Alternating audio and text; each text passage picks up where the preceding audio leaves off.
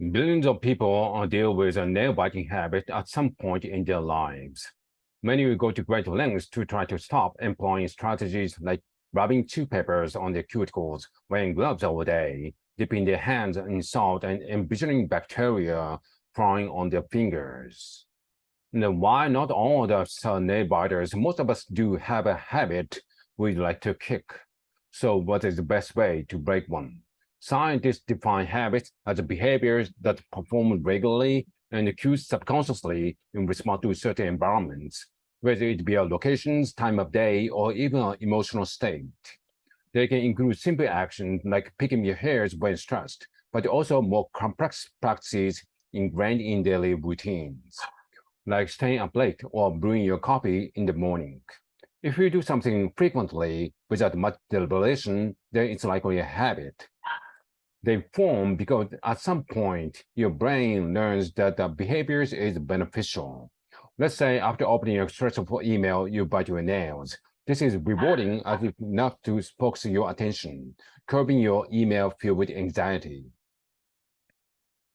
Within your brain, positive experiences can trigger the release of dopamine, a neurotransmitter that mediates the feelings of pleasure. Dopamine is also a driver of neuroplasticity, meaning it can change how your neurons wire and fire. Your brains build connections that link the rewards with the behavior, driving you to repeat it. It also starts associating the behavior with other cues, like your environment. Eventually, all it takes is the context of sitting at your desk to subconsciously trigger a new biting habit. No stressful email or sense of relief required. Once established, these cue behavior rewarding loops works fast, outpacing the decision-making process. You may find yourself engaging in a habit before you have a chance to notice and stop. But this can be a good thing because not all habits are bad. They are stored memories of what's working in the past, which allow you to take swift action in the present. One study estimates that on average, people spend more than 40% of their days performing regularly repeated behaviors while their minds are occupied with other thoughts. A seemingly automated morning routine, for example, saves you both time and precious mental energy.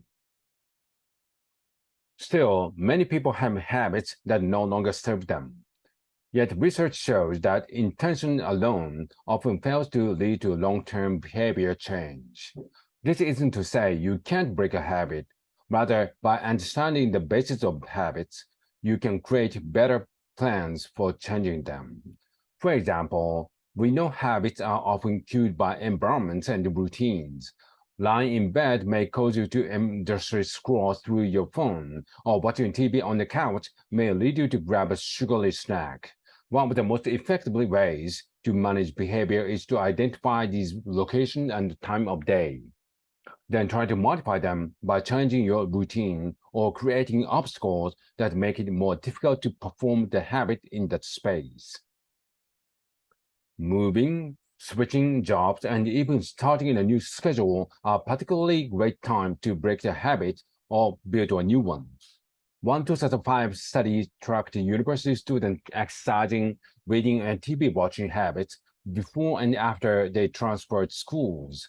When students were no longer around the environment and routines, their habits, even the strong ones, significantly changed. For behaviors like nail biting or hair pulling, a practice called a habit reversal training can be helpful, developed by psychologists in the 1970s. The aim is to change a habit by replacing it with another one that's less detrimental.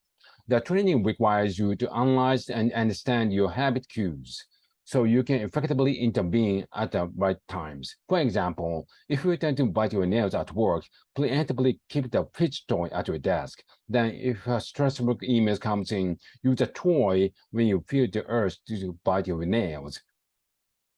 Breaking a habit takes time, so remember to give yourself grace and have patience through the process. And while many focus on the bad habits, it is also worth celebrating the good ones that help us move swiftly and successfully through our daily routines.